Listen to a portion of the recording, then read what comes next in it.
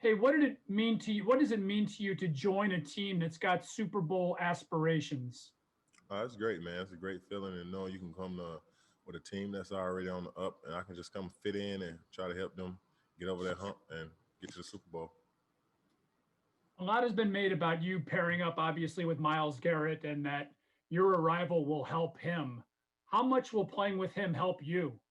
A lot. I've been getting double teamed off a lot in this league over my career, and I'm looking forward to playing with somebody dominant on the opposite side, like a Miles Garrett who can draw a double team. Maybe I can go one on one more. Thanks, man. Thank you, Tom. Mary Kay Cabot is next. Jadeveon, can you just talk a little bit about why were you so excited to come to the Browns this year when I know they pursued you very hard last year, and I heard that their offer was higher than anyone else's. So why this year? Why not last year? Circumstances changed, and I got a new agent, and he was more open about coming here and wanted me to take a visit. My last one, I didn't take me to take no visit, but this one made me visit, and I came and visited. I got to sit down with the staff and got to know some of the guys, and it made it much more easy for me to come here and play. And what did you like about the Browns during this visit? I think they was pretty laid back and straightforward. The coaching staff was pretty laid back, and I felt like they was knew what they was doing, knew where they was going, and what the organization was headed, and how and they felt they knew how to get where they was trying to go, and I want to be a part of something like that. So that's how I ended up here. Thank you. Thank you, Mary Kay. Our next question goes to Nate Ulrich. Hey, Jadeveon, how are you feeling coming off the knee injury? And does the way, last season ended, only getting half the season in kind of motivate or fuel you as you get ready to go with the Browns? For one, I know I stopped playing last season because of a meniscus. So I'm glad I did when I did stop. It didn't get worse. And I went into getting surgery. So, but I feel great now. I'm looking forward to this season to prove the guys that I'm back healthy and I still can dominate in this league. So that's what I'm here to prove this year. Thank you. Thanks, Nate. Next up, Daryl Ryder. Hey, Jadeveon, welcome to Cleveland. Yeah, as you were asked earlier, the Browns wanted you last year. What does it mean to you, though, that after not coming here last year, they came hard after you again this year? I mean, a lot, man. You wanted by somebody. You can tell that somebody really wants you. They're going to use you the right way. So that was another big part of me making my decision. They wanted me. And when you want it by somebody, you can't just turn it down like a relationship. I want to keep trying, so I'm ready. And, when you look at this Browns defense, there's a lot of new faces that were added this year. Just what are your thoughts when you look at your side of the football and the guys that you're going to be playing with, what you as a unit could potentially achieve here? Yeah, I think there's a bunch of talent on that defense, even in the secondary all the way to the front, So I just feel like we just got to play as a one unit and get to know each other. Since we got a lot of new pieces, we're going to have to get to know each other, have a feel for each other, so we know how each other play. That's going to come during training camp when we all be out there together. I think we're going to find out how special of a group we is when it come down to when training camp gets here. Appreciate it, Daryl. We'll go to Jake Trotter. Yeah, Jadeveon, you said just a moment ago that you got a chance to visit this year as opposed to last year, and that maybe that changed your mind a little bit about Cleveland. In what ways did your perception change about the trajectory maybe of this team, like the potential of where you guys could go this year, being in the building, getting to talk to some of the people in person? Yeah, I talked to most of the staff, the coaching staff, and just listen to them and how they going about their schedules, and not just that, approaching the teams and what they got in their mindset for the team, the defense, and the guys around us. I was buying into all of that because they showing me how they scheme. They was thinking for their schemes, and I was like, oh, I can see myself doing that type of thing in the scheme. So that kind of helped me make my decision too, what they had me doing in the scheme, what they were showing me. Thanks, Jake. Jeff Shadell, go ahead. David, when you look at your numbers, 3 sacks in 2 seasons, do you feel like you really have something to prove that you are still an elite player? Oh yeah, for sure. Especially coming off this injury, I didn't get to finish this past season. Yeah, I just want to show that I'm a still elite player. And more about proving myself than anything. To prove to other people I'm still out here to dominate. So you're gonna see this season. Thanks, Jeff. Scott Petrick, you have our next question. Hey, Jadavian. Do you know Miles at all personally? I talked to him maybe twice. And you mentioned how nice it will be not to be double teamed off the time. Mhm. Can you just talk about how, I don't know, frustrating and maybe how that wears down a guy trying to touch the passer when he's constantly double and triple teamed?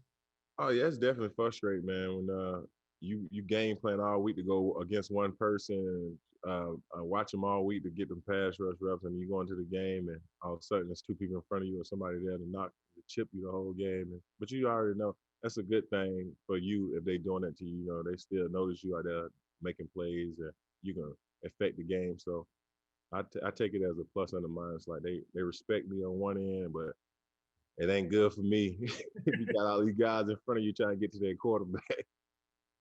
Thanks. Thanks, Scott. Let's go to Aditi Kinkawala. Hey, Jadavian, when you look at, you're kind of dancing around this a little bit. When you look at your numbers from last year, do you think your knee had an impact on that? Like, is it fair to say that you weren't at full strength, or For do you sure. think it was kind of the scheme in Tennessee that just didn't really suit you? Well, I think it was a little bit of both, and Okay. and early on, I probably say it's a scheme, and then later on, I feel like it was my knee as far as me continuing the season, as far as me playing during the season with my knee. I just had to pull myself because I felt like I was gonna hurt myself even more if I kept playing on my knee. I was gonna be in a worse situation than I would if I stopped now. So that's how I ended up stopping myself from last year. And if I could ask one more, you talked about the staff and liking talking with them and actually coming to Cleveland this year and getting a sense of the organization. Is there anybody else on the team that you do know, or anybody else that you talked to that lobbied you and said, hey, come and join us? Or is there anything about the Browns that you feel is very different than what you thought a year ago? Yeah, they winning. They got a great team. They're definitely on a winning team. You saw they won 12 games last year, right? More than what my team I played for won last year, I think.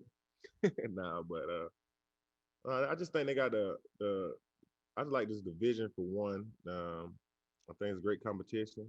Great, like I said, I get to play with great players beside me. That was one of my other decisions. I've decided the guys beside me always going to be a help whoever I play with. So me and them 2 decisions was whoever I'm gonna play with. So that was basically it. Who I can play with, and who gonna help me get to further on in my career. Thank you, Aditi. We'll go back to Tom Withers. Thanks, Rob. Jadavian, a couple quickies. How are you a different player? I know injuries had something to do with it, but how are you a different player than the guy we knew a couple years ago? I think I'm a much smarter player now. More technique than I was back then. I think I learned a lot more about myself as a player now than I did know back then. And you spoke about the winning before. How different is it playing with a team that, much like Tennessee was last year, came off a year with real high aspirations? How different is it when you play with those kinds of expectations? That's very different, man. When guys are trying to win, you saying when they trying to win and everybody's looking for the win, it brings out the best in everybody on the team. I think that's what we trying to do here. Bring out the best in every player. I think the staff trying to do that, and winning is definitely going to do that. You know, when you start winning, everybody happy. Everybody want to go out there and make plays and ball, man. So I'm looking forward to that. Hopefully, we can get on that winning train, and everybody just want to go out there and dominate and make plays. Thanks. Thank you, Tom. Marla Ridenour, you're up. Yeah, Jadavian, I just wanted to, you said you've talked to Miles a couple times. Do you have any impressions of him as a player or a person? And just, do you see yourself like you two, like being the leaders of this defense, you know? I'm not really trying to walk in and step on anybody's toes and be no hoorah guy or none of that. If they ask for my opinion or ask for anything from me, of course I would give it to them. But I'm not here to be that hoorah guy or none of that. I'm just here to help out and do my job and play hard. I'm definitely gonna play hard. Everybody know that. So after that, I mean, That's about it. So you're okay if the focus is still on him? Oh, I don't care nothing about that focus stuff. Yeah, they can focus on him. I would like them to focus on him. You know, it might take some pressure off myself. You know, so yeah, let them focus on him. Thank you. Thank you, Marla. Nate Ulrich, go ahead. Hey, I was just wondering, a couple weeks ago, we got to talk to Malik Jackson after he signed, and he said he was talking about you, and he said, hop aboard and be with a good team and set yourself up for the future. I'm just wondering if you caught wind of those comments, and if that kind I of caught made some of the anything. words. I caught some of the words he said and some of the words the safety said about, hey, he ain't played with nobody in his career. Come and join a good defense, and you know, that kind of caught my attention. Them guys, they hungry. You know, I can tell you that they're very hungry, and they feel like they on a winning team too. You know, so that's why I jumped on board. Try to get on that winning team. You know, I don't think Cleveland like people think they used to be. So I'm looking forward to this season and playing with a great group of guys and getting after guys. Did any Browns players try to kind of reach out to you behind Yeah. the scenes and recruit you? A couple of them said a couple things to me, but I already had my mind kind of made up. You know, regardless of what anybody say, I think my team and I sat down and we made our mind up a group decision, and that's where we're supposed to be this season. Thank you. Appreciate it, Nate. Tony Grossi has our next question. Hey, Jadavian, I'm sorry. One of the words that Andrew Berry used to describe your style of play is relentless. Well, what can you say about his relentlessness with you? I mean, he just couldn't take no for an answer, I guess, huh? I got that same feel he got from me from him. That's why I ended up cutting him. I said, this dude is very relentless, you know. So he was relentless in his getting after me, trying to get me up here, and I'm gonna be relentless on that field for him. He know I'm gonna play. He been watching my tape. He told me he liked my style of play. I said I'm gonna bring that here. And just to get it on record, you went through a physical and passed it, and would be ready to go whenever they go back to work. Yes, sir.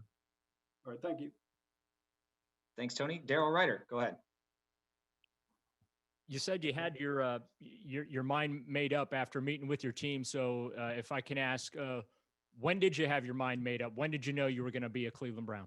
Probably a week after my visit here. I said I'm probably gonna be signing to Cleveland. I told my girl and my family, I was like, man, I'm probably gonna end up going to Cleveland this season. They say Cleveland. I said, yeah. I said I enjoy my visit up there with them guys, and like a great group of a great staff, and I can get along with them, have a good time. So I said I'm going to Cleveland. They say they couldn't believe it, but yeah.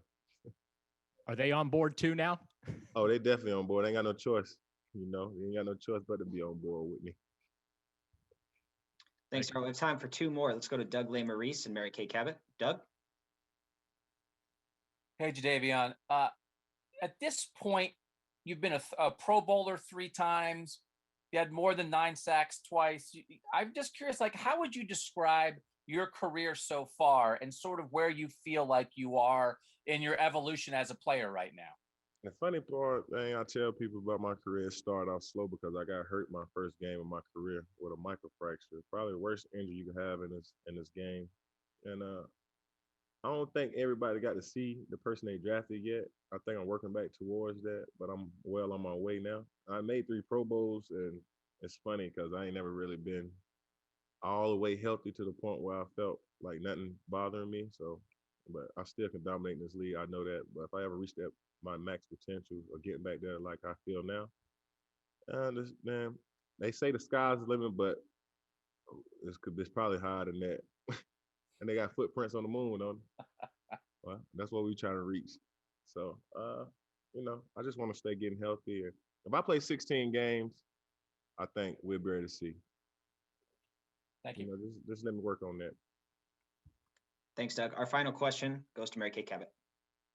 Okay, I'm going to try to squeeze in 2 here real quick, Jadavian, if you don't mind. The first one is, if you're setting your sights that high for what you can do over 16 games, do you have NFL Defensive Player of the Year in your sights as a goal? For sure, I think so. With my potential and the way I play the game, if I can stay healthy and stay out there, yeah, I shouldn't be no far away from being a defensive player of the year. I think I got that type of potential, and I can do it. Yeah, so you and Miles can fight each other for Compete that. for it. Yeah, at least for all pro, I know that 1 and 2, something like that. Okay, and then my other question is, when you looked at this globally about joining this team, how did you feel about being on a team with a guy like Odell Beckham Jr. and joining Baker Mayfield? What do you think of those guys? To be honest, I didn't even think about the offensive side. I was just thinking about the defense. And if I was thinking about offense, I'd probably start with that running game. The two-headed monster is really what get me, as them guys in the backfield, hard to tackle. I guess because I played against them too. I don't worry about receivers because I don't have to guard them. So kind of, yeah. I worry about the running game. Yeah. All right. Thank you.